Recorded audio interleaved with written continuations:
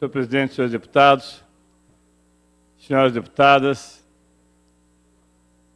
no último final de semana, nós tivemos aqui, depois de quarta-feira, da informação dada por todos os jornais a respeito de uma ação questionando a viagem do governador Carlos Alberto Richa à França, à China e à Rússia, e principalmente os 2 dias da parada técnica, nós tivemos uma situação que me chamou muito a atenção.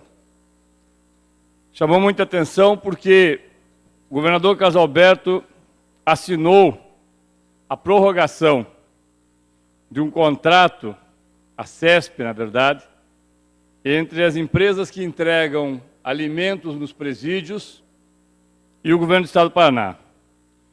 Um contrato na ordem de 70 milhões e 250 mil reais, e que, entre outras empresas, publicação de Diário Oficial de quinta-feira, 15 contratos venceriam esse mês, foram prorrogados até novembro de 2016.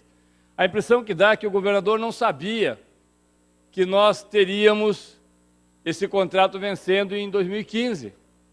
Parece que o governador esqueceu que haveria o encerramento do contrato de 2015 de alimentação dos presídios e teve que prorrogá-lo, ou prorrogá-los por mais um ano.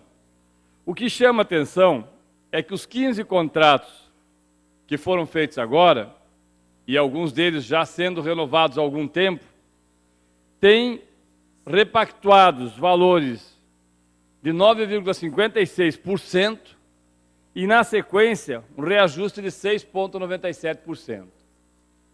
No total, são 6 acordos com a Risotolândia, 30 milhões e 750 mil reais, 4 com a Verde Mar Alimentação, 16 milhões, e aqui eu faço um parênteses. A Verde Mar é aquela mesma empresa que aqui desta tribuna eu falei que fraudava o Estado. Falei que fazia fraude na alimentação, deputado Pacheco.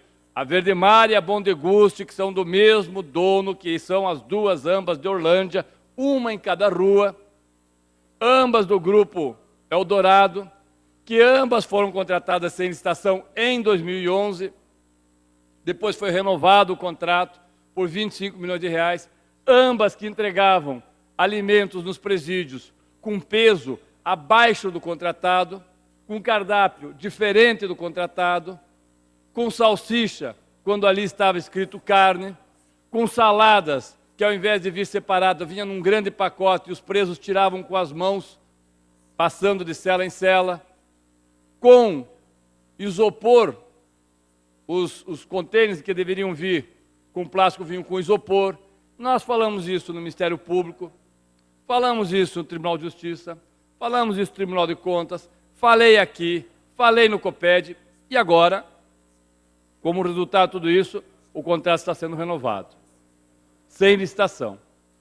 É surpreendente a capacidade de convencimento que têm essas empresas com o governador do Estado. É surpreendente porque a alegação é tão singela, dizem do governo do Estado, que no diário CESP se resume a dizer que a medida busca atender necessidade de departamento de execução penal e que foram previamente analisados os aspectos de conveniência e oportunidade. Mais ainda, entre as empresas beneficiadas com a prorrogação está a Risotolândia.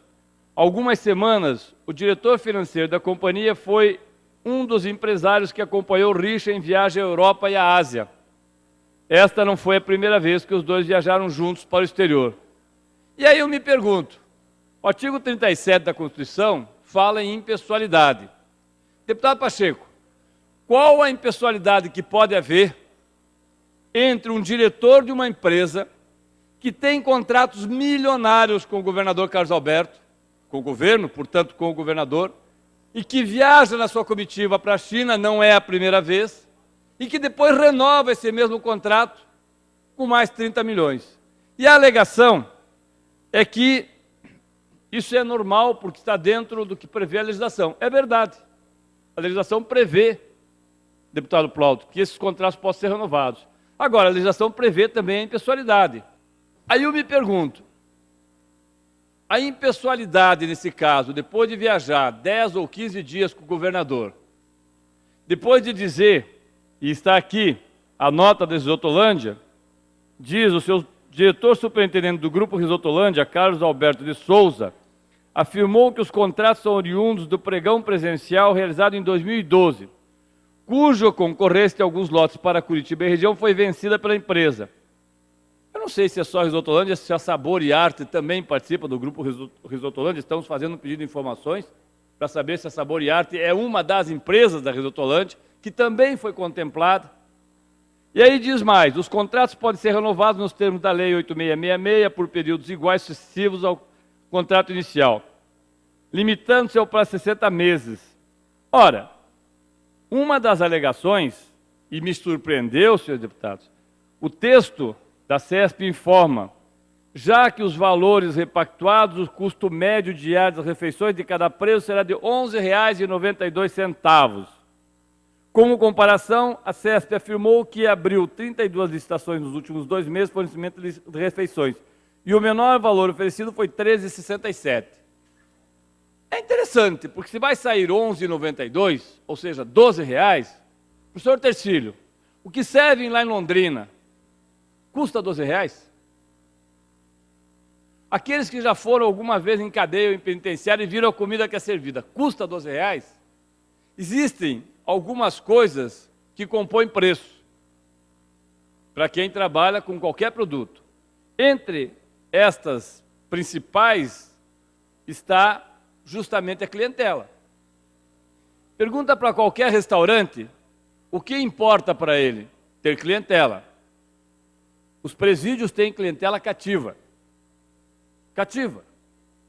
As cadeias, as penitenciárias, casas de custódia, recebem aquela alimentação todos os dias e tem aquele número de presos. E com variação pequena, são essas alimentações fornecidas.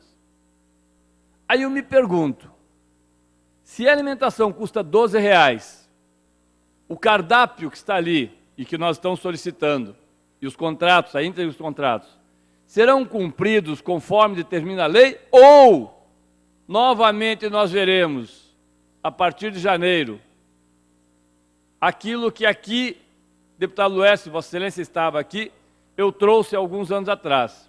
Depois de 6 meses, a Comissão de Direitos Humanos visitou o deputado Prazic, diversas carceragens, diversas penitenciárias, fotografamos, pesamos, comparamos com o cardápio e trouxemos as fotos. Feijão podre, marmita que tinha 95% de arroz misturado com purê de batata, salsicha cortada em pedaços, substituindo carne, salada, e uma delas eu trouxe a foto que até ficou depois motivo de piada, inclusive, porque tinha uma rã dentro da salada, sola de sapato, prego, parafuso. É esse tipo de comida que o senhor vai num restaurante, recebe e diz, tudo bem, só custou R$ 12. Aí o governo vai alegar que tem transporte, que tem marmitex. Infelizmente, alguns marmitex, usados inclusive por conta da nossa precaríssima situação dentro das cadeias públicas, como banheiro público. Mas vão olhar nas penitenciárias, nas cadeias, o que é feito com essa comida. Na grande maioria das vezes, quem alimenta os presos são as suas famílias através das sacolas. Não é a Bom Deguste, não é a Verde Mar, não é a Friso, ainda que a Friso, de Francisco Beltrão, tenha a bandolinha, a Friso tenha uma alimentação melhor, e isso nós pudemos ver, ainda que tenha uma alimentação melhor, mas as 3 maiores empresas, Verde Mar, Bom Deguste e Risotolândia, ganham em escalas. O que nós queremos? E nós vamos pedir ao presidente da Comissão de Fiscalização que nos ajude aqui. Nós queremos que a Comissão de Fiscalização acompanhe as notas fiscais de compra desses alimentos, de compra do feijão, de compra do arroz, de compra da carne, porque isso nós já anunciamos ao Ministério Público há 4 anos, deputado Rasca. Há 4 anos, ninguém vai lá na Risotolândia pedir para ver aquilo que eles compram como feijão de primeira e que alguns dizem que é feijão descartado. se de fato é ou não. Afinal de contas, a Risotolândia é uma empresa respeitabilíssima no Paraná e no Brasil. E para manter a sua respeitabilidade, é que nós queremos fazer a fiscalização. Porque a impessoalidade, essa nós já perdemos.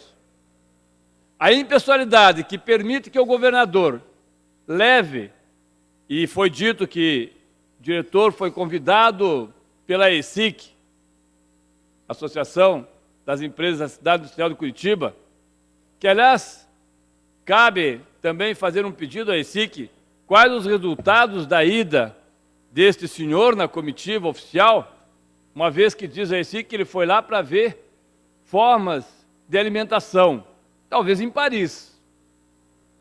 Porque eu não entendo o que faz um diretor na Rússia, um diretor na França, um diretor, se ele esteve na França, um diretor na China, para trazer formas de alimentação. Nos interessa, senhor presidente, saber. Nos interessa fiscalizar. A obrigação dos senhores deputados e das senhoras deputadas é fiscalizar. Se nós não formos capazes de fazer isso, muito pouca coisa sobra. Concede uma parte, deputado Tadeu. Permite uma parte, deputado Tadeu. Deputado, já lhe concedo, deputado Luécio e na sequência, deputado Romanelli. Só para concluir, muito pouca coisa nos sobra se nós não formos capazes de fiscalizar contratos que sejam renovados a cada período, sem que seja feita a licitação, sem que seja feito pregão. Então, pelo menos, vamos tentar fiscalizar para ver se realmente esses R$12 correspondem a R$12 em qualquer lugar do mundo.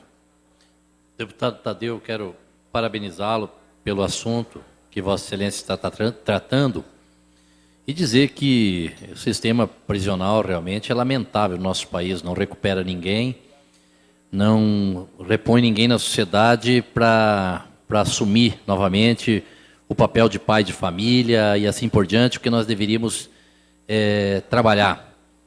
E eu acho um absurdo uma quantia dessas de alimentação não passar por um pregão presencial, é programado. Você não tem por que inventar artifício. Você pode programar. Você tem como fazer um planejamento para aquisição dessa alimentação. E outro detalhe, eu acho que nós precisamos realmente ter um sistema de fiscalização melhor, que fiscalize lá a marmita, digamos, nutricionistas, pessoas competentes, lá no presídio, quando recebe a marmita, por amostragem, fazer a averiguação para ver se essa alimentação realmente é aquela que foi comprada, aquela que foi licitada. Então, isso nós temos que cobrar sim, pode contar conosco, estamos juntos nessa batalha. Obrigado pela parte, deputado. Obrigado, deputado Luécio. Deputado Romanelli. Deputado Tadeu Venere, por óbvio, nós falaremos ainda nos horários da oposição e do governo, mas eu não posso deixar aqui de registrar o meu profundo desacordo em relação ao seu pronunciamento, porque esse tema que Vossa Excelência traz à tribuna é um tema que nós já debatemos aqui em outros momentos, mas sob a observância dos princípios da legalidade. Vossa Excelência sabe que o secretário de Segurança Pública, do Mesquita, agiu absolutamente de acordo com a lei.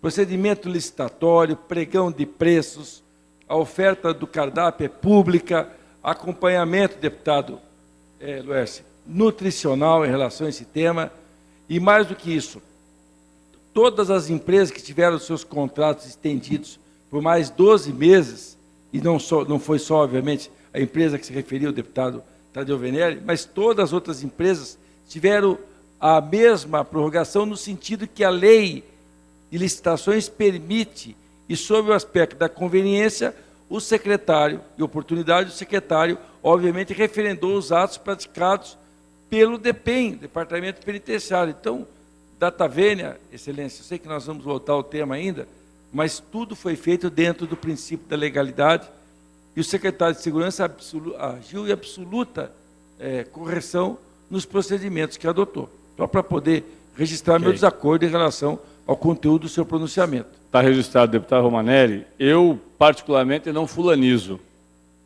A mim pouco importa se o secretário era João, Maria ou Pedro. Sempre falei aqui, quando entendi que era correto, dos procedimentos feitos pela ex-secretária Maria Tereza, que foi, inclusive, quem conseguiu quebrar um monopólio que havia de 2 ou 3 empresas.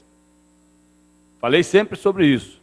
E da sua correta forma de agir. E sei que não foi fácil para buscar 16 contratos. O que me surpreende, deputado Romanelli, é que está exatamente dentro da lei. É legal. É moral. A impessoalidade, quando você leva alguém durante 15 dias com você, está quebrada. Não há impessoalidade possível. Não há impessoalidade possível. É nesse sentido que eu me apego. E nós vamos fiscalizar, sim, essas empresas. E podem ter certeza, os senhores, todos vão ter muitas surpresas quando nós trouxermos as marmitas aqui, que nós vamos trazê-las. E aí, eu acho que nós vamos mostrar que temos razão. Obrigado, senhor presidente e senhores deputados.